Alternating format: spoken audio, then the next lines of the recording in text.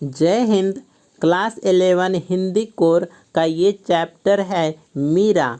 मेरे तो गिरधर गोपाल दूसरो न कोई। इसका प्रश्नोत्तर करते हैं। पहला प्रश्न है, मीरा कृष्ण की उपासना किस रूप में करती है?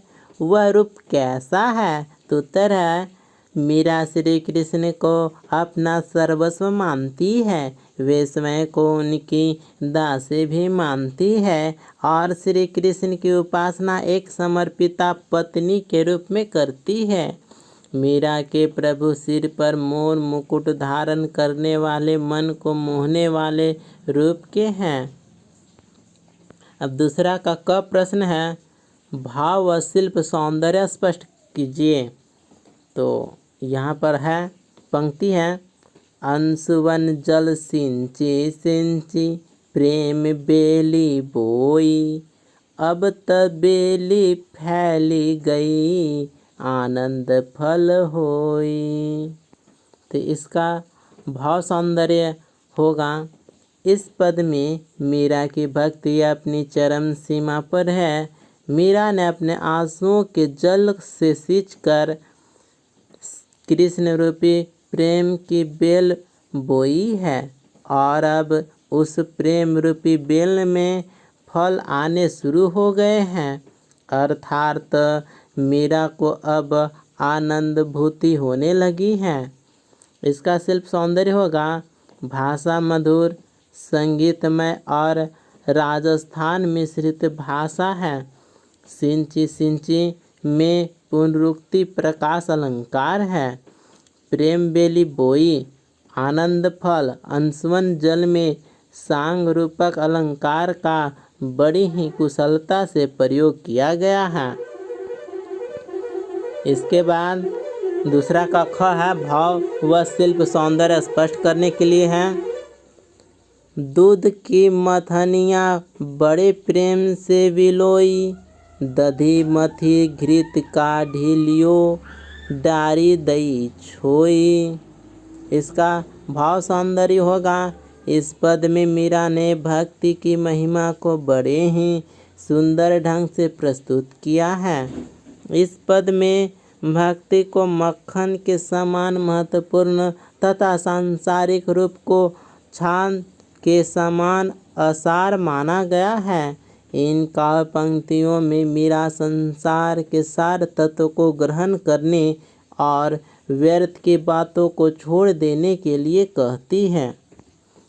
इसका शिल्प सौंदर्य होगा, भाषा मधुर, संगीतमय और राजस्थान मिश्रित भाषा है। पद भक्ति रस से परिपूर्ण है। घी और छाछ शब्द प्रतीकात्मक रूप में लिए गए हैं। दूध की मथनियाँ छोई में अनियोक्ति अलंकार है। इसके बाद तीसरा प्रश्न की ओर आते हैं। प्रश्न है, मीरा जगत को देखकर रोती क्यों है? तो उत्तर होगा, मीरा संसार में लोगों को मोह माया में जकड़े हुए देखकर रोती है। मीरा के अनुसार संसार के सुख दुख ये सब मिथ्या है। मीरा सांसारिक सुख दुख को असार मानती है। उसे लगता है कि किस प्रकार लोग सांसारिक मोह माया को सच मान बैठे हैं और अपने जीवन को व्यर्थ की गवा रहे हैं और इसी कारण वे जगत को देखकर रोती है। इसके बाद हम पद के आसपास का प्रश्नोत्तर करते हैं। पहला प्रश्न है, कल्पना करें, प्रेम प्राप्ति के लिए मीरा को किन किन कठिनाइयों का सामना करना पड़ा होगा? तो उत्तर होगा, प्रेम प्राप्ति की राहें आसान नहीं होती। मीरा को भी प्रेम प्राप्ति के लिए अनेक कठिनाइयों का सामना करना पड़ा होगा। जैसे सर्वप्रथम तो उन्हें घर परिवार का विरोध सहना पड़ा होगा। उन्हें रोकने के अनगिनत प्रयास किए गए होंगे। समाज के लोगों ने भी उस पर टीका टिप्पणी की हो। यहाँ तक कि उन्हें रोकने के लिए मारने के प्रयास भी किए गए होंगे। इस तरह मीरा को प्रेम प्राप्ति से विरक्त करने के लिए हर संभव प्रयास किए गए होंगे। इसके बाद दूसरा और लास्ट प्रश्न है, लोक लाज खोने का अभिप्राय क्या है? तो उत्तर होगा, लोक लाज खोने का मतलब है समाज की मर्यादाओं को तोड़ना या परिवार की मर्यादा खोना। हर परिवार की अपनी एक मर्यादा होती है।